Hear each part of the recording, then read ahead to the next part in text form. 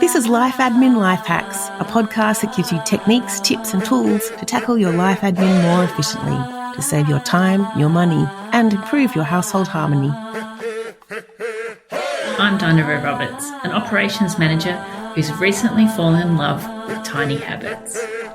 I'm Mia Northrop, a researcher and writer who has taken many small steps and recently some major leaps, and both can change your life.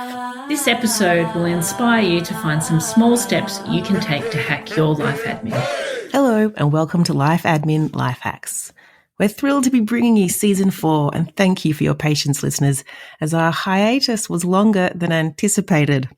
We're recording this in July 2020 in the midst of the COVID-19 pandemic, and I think we'd all agree what a year 2020 is turning out to be. A lot has happened since the last episode we published in April, which we'd actually recorded in February. And our well wishes go out to those of you who are living in hugely demanding situations at this time. If you've experienced financial loss or have had your own health concerns, or been supporting friends and family with health issues, or are grieving the loss of loved ones who've been claimed by coronavirus. For many of this is the most testing time to our well-being that we've ever faced. And here in Melbourne, we're experiencing our second wave of COVID cases. And so after restrictions eased for a few weeks, we are back under lockdown. We are homeschooling our kids. We are working from home after about 4 months, and we can only leave the house for essential shopping and exercise. Well, Mia, that is quite a lot going on, but for you, that's just the tip of the iceberg, isn't it? There's been some other things going on in your life which have made this time even more challenging. Well, yeah. So just for additional context, listeners, I separated from my husband of 15 years and I've moved house once last year and then most recently during lockdown. So now I co-parent our 2 primary school age kids and we have a 50-50 weekend, week off custody arrangement. So yes, fair to say that life looks very different to this time last year. Some of it expected and some of it previously only seen in science fiction movies. Very true. So yeah, there's been a lot of change. Everyone copes with change in very different ways. And in the media, social media, the buzzwords of this period, really, the word unprecedented, the word uncertainty and pivoting all seem to be just in everything you hear and read. Yeah, I was quite pleased that that's not how you started off this section, to be honest. I thought you might start this episode by talking about unprecedented times. Yeah, I tried to leave that word out. And so it's interesting that, you know, people have been pressured to make the most of this time at home, to use the lack of the commute, the fact that we might have more flexible working hours, or you might have unexpected downtime if you've been stood down or furloughed or retrenched. There's been all this sort of thing like, oh, now is the time to get fit and declutter your house and perfect your sourdough recipes and sort of optimize your life in all sorts of ways. Has that been your reality, Dinah? Yeah, and I think it's a really interesting point, Mia, because a few people have said to me, why aren't we, pumping out those life admin podcast episodes, because people have got so much time that they could be working on this stuff at the moment. Mm-hmm. But my experience has been so different. So, I think that saying that we are all going through the same storm, but we're in very different boats is really apt for me. At work, we've experienced an incredibly high demand for our services, and the challenges of working from home have been huge. So for me, I've been working longer hours than ever, coupled with trying to homeschool my 2 children, and also my husband's work has been exceptionally busy. And so I don't like to complain about the fact that we're both still employed, both getting paid, whilst others are in obviously much more difficult financial circumstances. I do think that for some people, this time has proved incredibly hectic and stressful. And so tackling, a major overhaul of your life admin might not be the right thing for you at the moment. So I think it's important for us to bear that in mind as we think about where to go next. Yeah. And there's very much 2 sides to that coin. Yes, we might have more time, or there might be some kind of convenience to being at home. But we've also got the load of living with family members 24/7. No privacy, no solitude. Or you might be someone who's living alone and which I found for 1 week, I am completely alone at home for 7 days. And then the next week I have the kids by myself for 7 days. So that's getting used to having to work in a different way and just managing the fact that we are living in a global pandemic.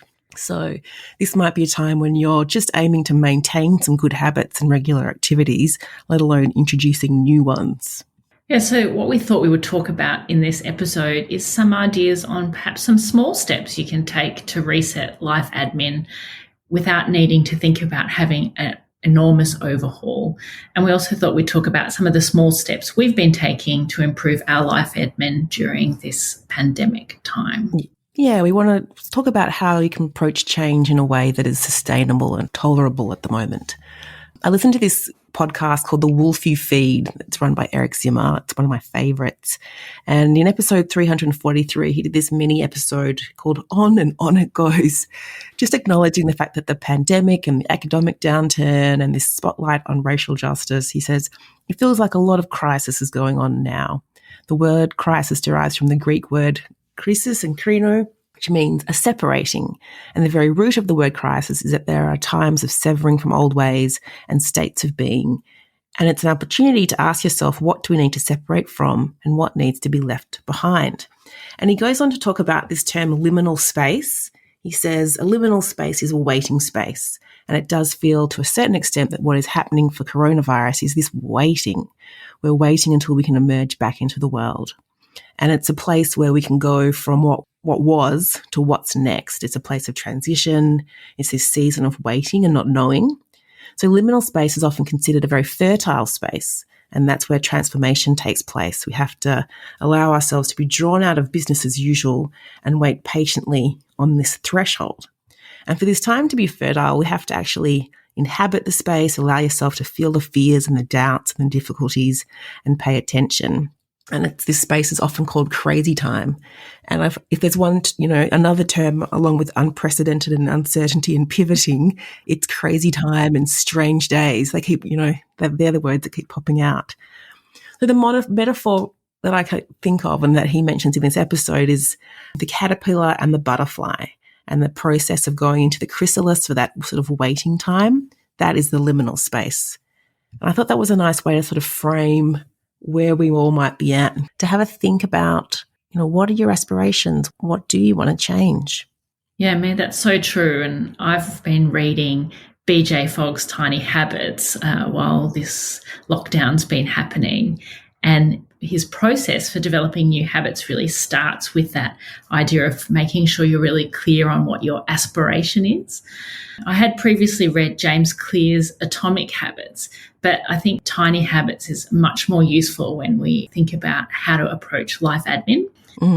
So tell me about Tiny Habits. What's the structure or the process that BJ Fogg outlines? I've always loved his name, BJ Fogg. I know, it is a great name, isn't it?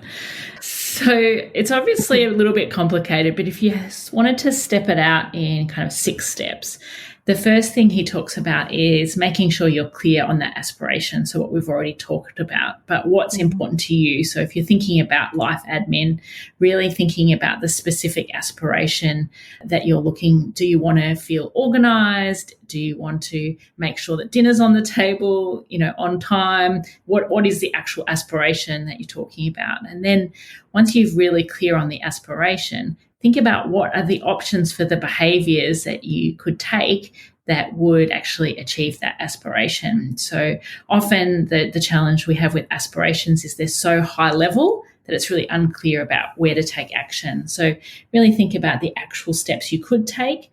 And then you might need to think about learning a new skill. So that behavior might be something you're not familiar with. So the first step you might need to take is actually improving your ability to be able to do that step.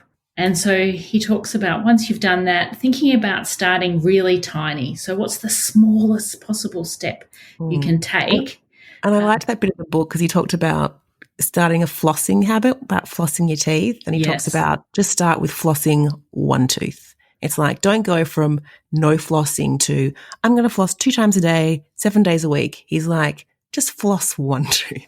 And the Yeah. research bit of that, the learning part might be deciding, am I going to go with the toothpick? Am I going to go with those little flossy sticks? Am I going to use flossing tape? Just, that might be the first step, just making that decision, deciding what's right for you, and then just committing to flossing one tooth.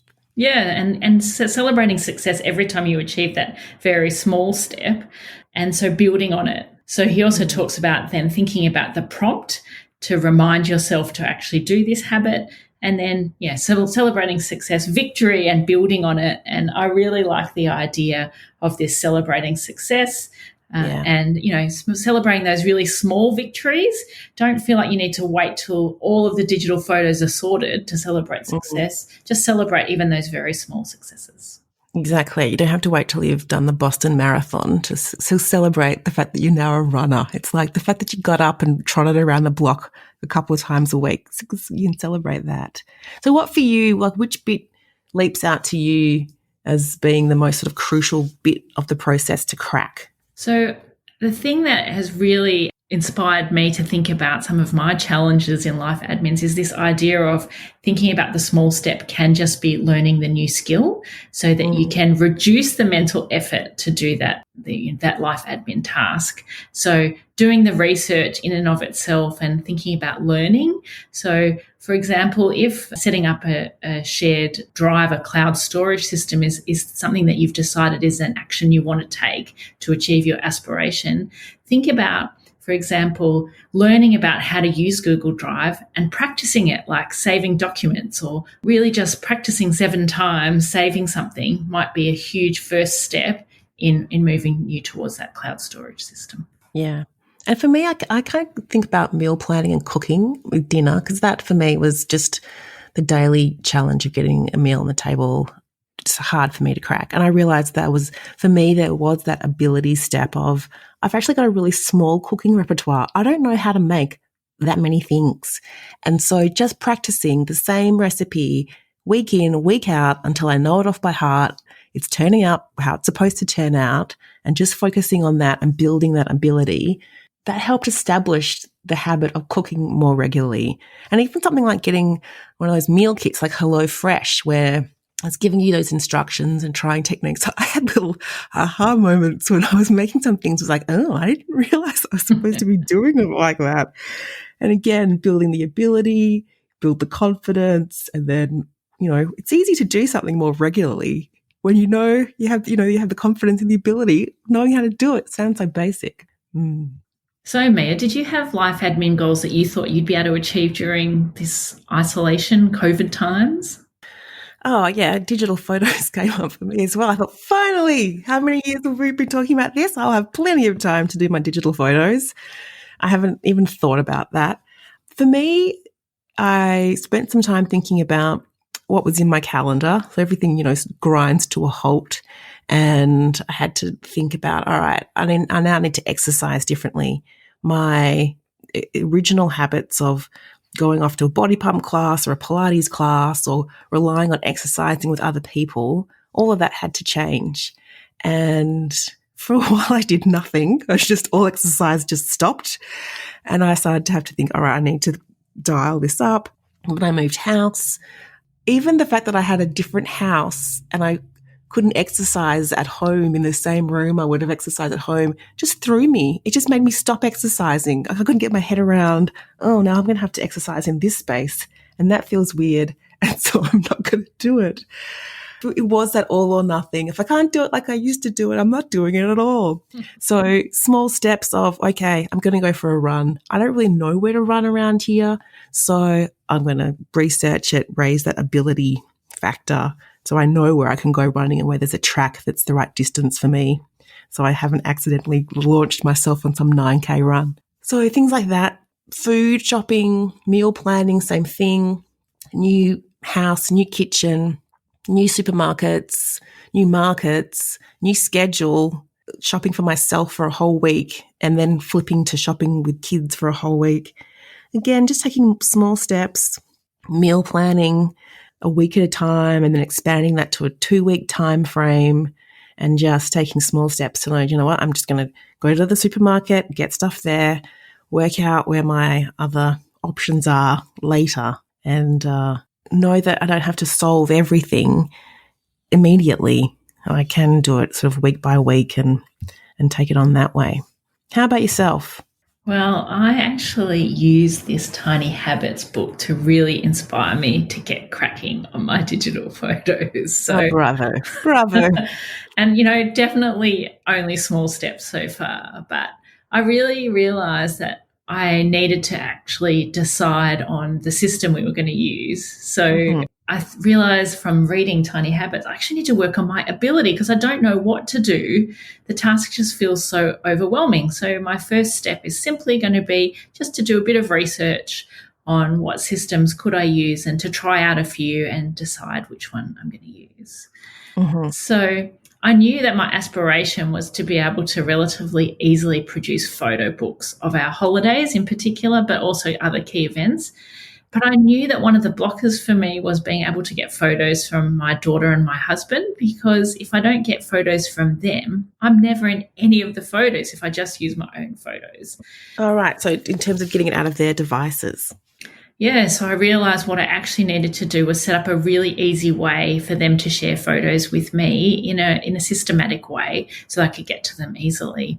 And I realised that just setting up shared albums on the iCloud using my phone was such an easy system to create, and then to create the folders in a very specific event. So, for example, to say, I'm setting up a shared album about your 13th birthday. Please share all of the photos you've got that you liked from your 13th birthday into that folder, and make it so simple that the folder was a very short event so that it didn't become a massive task. It just became a small step that they needed to take to be able to get that album working. And have you done any other sort of habit swapping or resetting? So one of the other things that people often talk about is finding the time to do this kind of stuff. So that's another thing that I took from this idea of the tiny habits, was replacing a habit that I used to have with this new step or this new task to sort out my digital photos.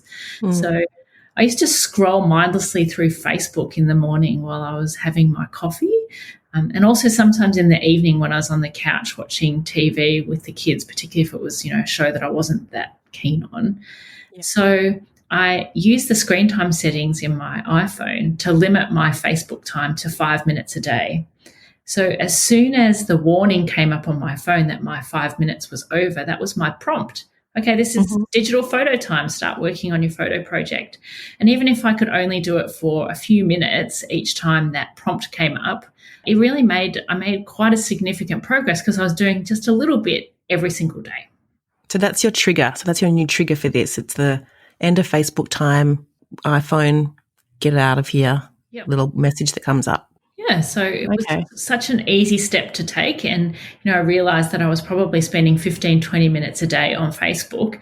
Now I'm spending 5 minutes on Facebook and 15 minutes a day on my digital photos. That's quite a lot of time over a week to actually start making some progress in sorting things out. And usually my husband and daughter are sitting there with me in the morning having breakfast. So I get them roped into it too. Oh, I've just started this album about our trip to Bali. Do you want to add some photos to that? And they often will do it right then and there.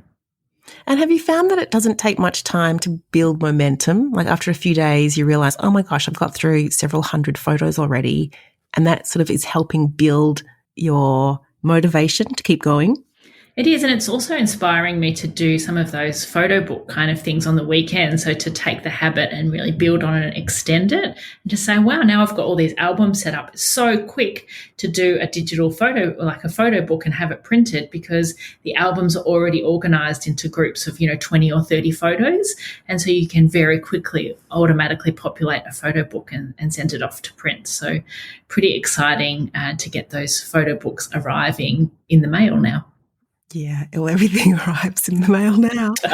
So we'll put a link out to BJ Fogg's Tiny Habits in the show notes. I know I borrowed it from the library.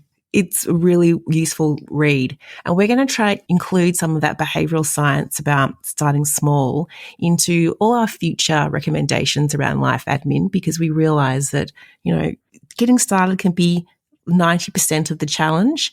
So we're going to try and structure the recommendations and the suggestions and the steps so that it reflects this sort of latest thinking about how you make change and how you embed habits. So good luck out there with this chrysalis period, this liminal space, and changing some of the things that you're aspiring to. So we hope these hacks will inspire you to make some small changes in your life admin during this time of metamorphosis in the pandemic. So our top hacks are to think about what your aspiration is and just pick one thing that might have an impact and to start there. Also consider that you might need to start by improving your skills or learn a new system or some digital techniques, but that's still an important step. And celebrate success, no matter how small, and everyone, be kind to yourself. If you'd like to join us on our life admin journey, please head to our Facebook page, Life Admin Life Hacks, to follow us and share your thoughts on what we're doing. And feel free to post any comments or certainly post suggestions that we might be able to use. We hope to see you there. Thanks for listening. Show notes for this episode are available at lifeadminlifehacks.com. If you're a fan, please subscribe and share the love, and tell a friend or review us in your podcasting app.